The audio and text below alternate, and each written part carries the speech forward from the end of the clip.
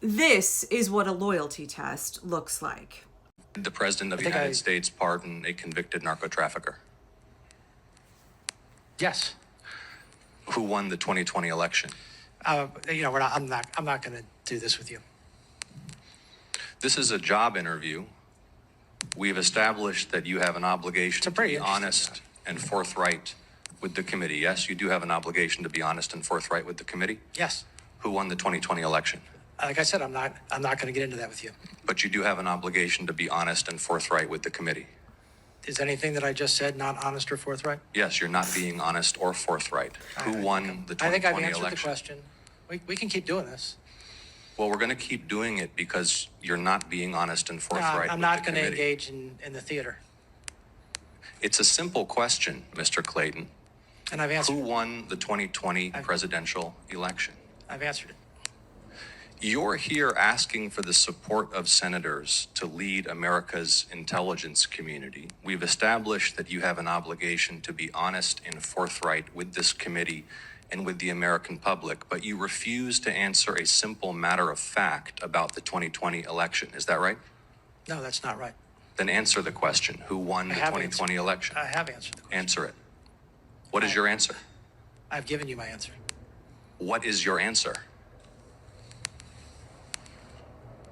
You refuse to answer a basic question about who won a presidential election, but you asked to lead America's intelligence community?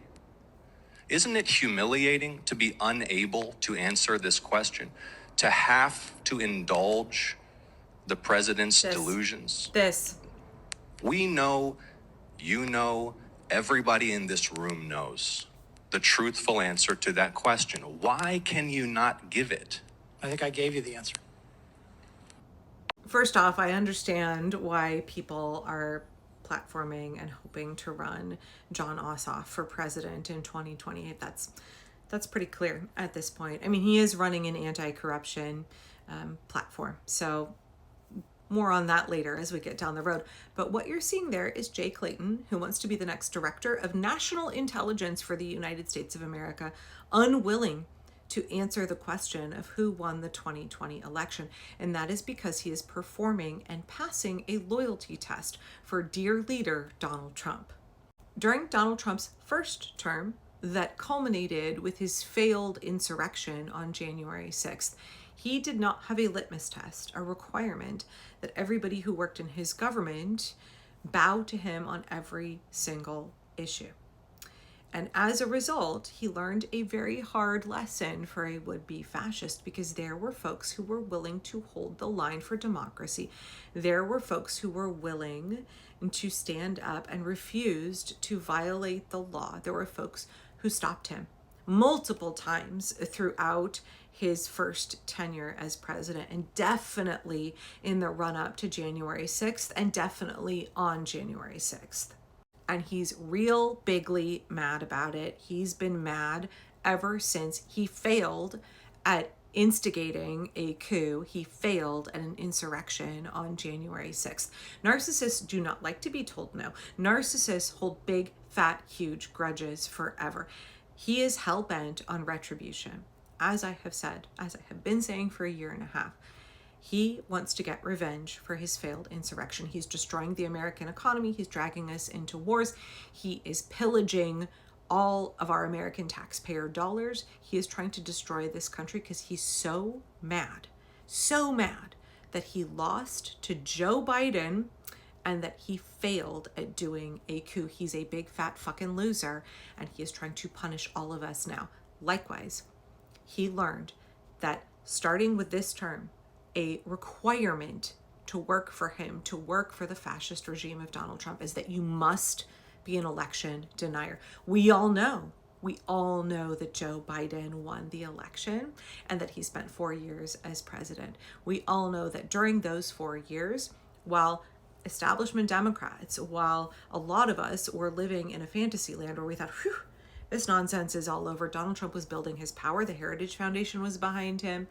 All of the Christo-fascists were behind him, and he was pushing the big lie. He was pushing this this absolute bullshit that he never lost to Joe Biden and that our elections are rigged. Now, keep in mind, when he ran for president the first time, he said before the first election where he got elected, he said, if I lose, it means that our elections are rigged. This is a classic fascist ploy, which is why it's so important that we not go spouting election misinformation, disinformation, falsely claiming that the 2024 election was rigged and zapped and votes were switched. Like that is only giving credence to his false narrative, to his lies that our elections are not secure. Our elections are secure. There are Republicans massively trying to subvert and dismantle free and fair elections, but we have not had widespread voter fraud. We have not had votes switched. We've not had, remember how Fox News had to make massive settlements with Dominion voting machines? It almost escaped me because it's 11:30 at night. Also Smartmatic, right? Huge settlement that Fox had to give them because they spread false claims that those machines were switching votes when that was never happening. When fascists lose, they claim that the game was rigged. And then because every accusation is a confession, they then turn around and subvert free and fair elections to dismantle democracy, to dismantle the election process, and to seize control. He tried to do that. He tried to seize control in January 2021, and he failed.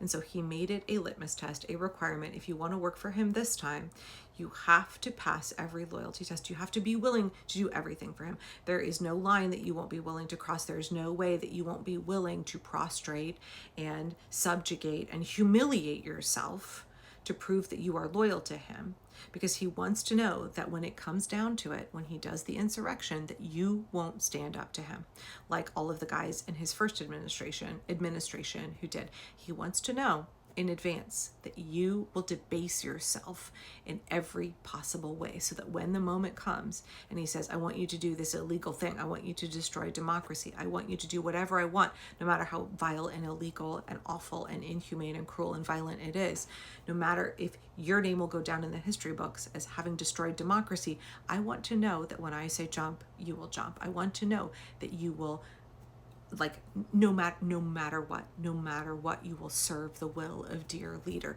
So he created this loyalty test. If somebody who wants to work for his government is asked about the 2020 election, they cannot say that Joe Biden won. They don't have to say that Donald Trump won. They cannot say that Joe Biden won. And that's what you're watching here, a loyalty test. And Jon Ossoff knows it. That's what he hinted at the end. Humiliating. How humiliating for you. You want to be the director of national intelligence and you're playing this game? We all know what's happening. We all know that Joe Biden won. We all know that what you're doing is proving your loyalty to Donald Trump by humiliating yourself in public, by going down in the history books as a guy who pretended that he didn't know who won the 2020 election. It's a spectacle, but it is a loyalty test. It is proving, like, I want to be part of your regime. I'm willing to debase myself, and I am willing to lie for you. I'm willing to do anything you want. I want to work for you so bad because I will become wealthy and I think I will get some amount of power from doing this. So I'm showing you, Donald Trump, that I have no scruples, I have no principles, and I will set my ego and my pride aside in order to serve you and your fascist agenda. I'm all in on your next coup. I'm ready. I'm passing your test. That is what this bro is doing. This is what every person who has been up in front of the Senate throughout the last year and a half has done. This is what every member of Donald Trump, if you want to work for Donald Trump, this is the loyalty test you have to pass. So please understand, none of these Republicans are going to hold the line for democracy. None of them. Absolutely none. They've shown that they have no scruples. They've shown that they have no conscience. They've shown that they have no shame. They are entirely shameless. In case you need more evidence of how this ritual plays out, here's Senator Mark Kelly grilling him as well. So can you tell me why Joe Biden was certified as the winner of the 2020 election? I'm going back to my constitutional law here, but I don't want to continue to have a debate about this, but I believe he had the most electoral votes. So he won the election.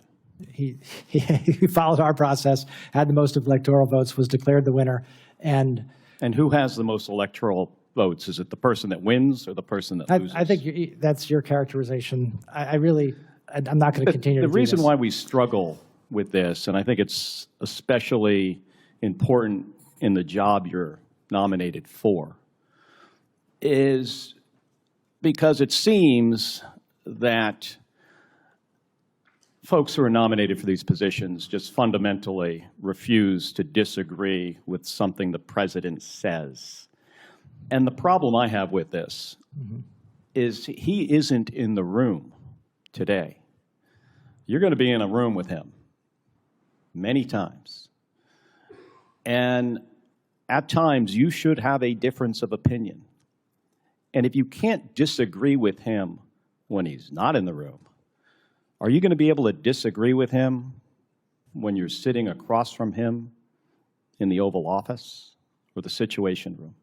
Can you imagine wanting wealth and power so badly, proximity to Donald Trump so badly, that you would engage in this kind of behavior? I mean, it makes sense. These are the same guys who are all in on concentration camps. They're the same guys who are all in on corruption. They're all in on Donald Trump's slush funds and pardoning January 6th insurrectionists. They're down for all of it. They're down for all of it. They have no ethics. They have no scruples. These are the men running the United States of America until we stop them.